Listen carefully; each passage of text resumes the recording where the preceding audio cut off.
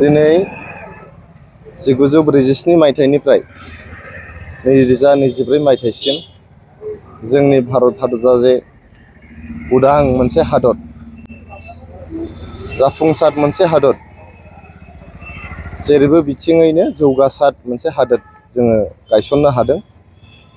दिनैनि बे 79थि जोंनि भारत हादरनि उदांस्रि सानाव जोंनि साफ्रोमबो भारतनि नोगोरारिजों लोगोसे मुलुगनि साफ्रोमबो सुबुंनोनो आङो गोसो गोरबोनिफ्राय UPPL हान्जानिफ्राय हामलायनाय जासिहरदों।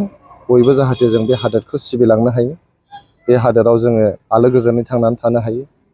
78 बोसोर जों जेरै मोनसे साक्सेसफुल डेम'क्रेसि, साक्सेसफुल मोनसे कान्ट्रि, फरवार्ड लुकिं मोनसे कान्ट्रि, प्रग्रेसिभ मोनसे देश आरो गासिबो धोरोम, गासिबो बोरोन, गासिबो हारि, गासैखौबो लानानै मोनसे जे भारत हादर, जों जेरै बुङो जे बिबारनि बागानाव मोनफ्रोमबो रोखोमनि बिबार थायो, मोनफ्रोमबो गाबनि बिबार थायो। बेबायदिनो जोंनि भारत हादरावबो गासिबो धोरोम, बोरोन, रावारि सुबुंफ्रा थांनानै दङ।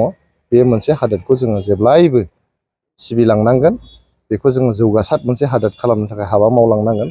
आरो जोङो जायफोर उदांस्रिनि थाखाय, भारत हादरनि उदांस्रिनि थाखाय हाबा मावलांबाय, जिउ बावलांबाय, बिथांमोननि बावसोमनायखौ जों गोसोखांनांगोन, बिथांमोनखौ मान होनांगोन आरो जोङो जोंनि इयुन जोलैया जोंनि हादोरखौ साबसिननिफ्राय हामसिन खालामनो नाजालांनांगोन।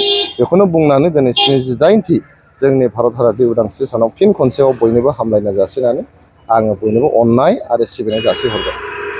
मोनसे फोसावथाय, नोंथांमोननि ओनसोलाव सोरबाफोर ड्राग्स एबा फेग्रा मुवाजों नाख्रेबजानानै थानाय सुबुं दं नामा? जुदि नोंथांमोननि ओनसोलाव सोरबाफोर ड्राग्स एबा फेग्रा मुवाजों नाख्रेबजानानै थानाय सुबुं दं, अब्ला नोंथांमोननि थाखाय मोनसे मोजां खौरां। ड्राग्स एबा फेग्रा मुवाजों नाख्रेबजानानै थानाय सुबुंफोरखौ फाहामथाय होनो थाखाय नोंथांमोननि गेजेराव लानानै फैदों मोनसे रिहाबिलिटेसन सेन्टार।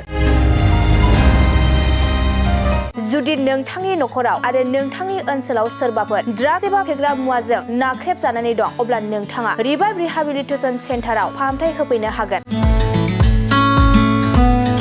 मंगलदै 1 नं बामुनपारा दरंआव थानाय रिहाबिलिटेसन सेन्टाराव नोंथाङा ड्राग्स एबा फेग्रा मुवाजों गोदोसोनानै थानाय सुबुंफोरखौ फाहामथाय होफैनो हागोन।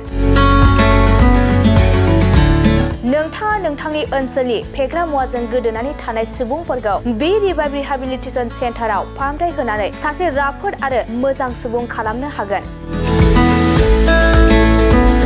गोबां बाथ्रा मिथिबावनो थाखाय नोंथाङा 9859262926 60030927006 नैबे होनाय जानबुं नम्बराव खौरां लानो हागोन।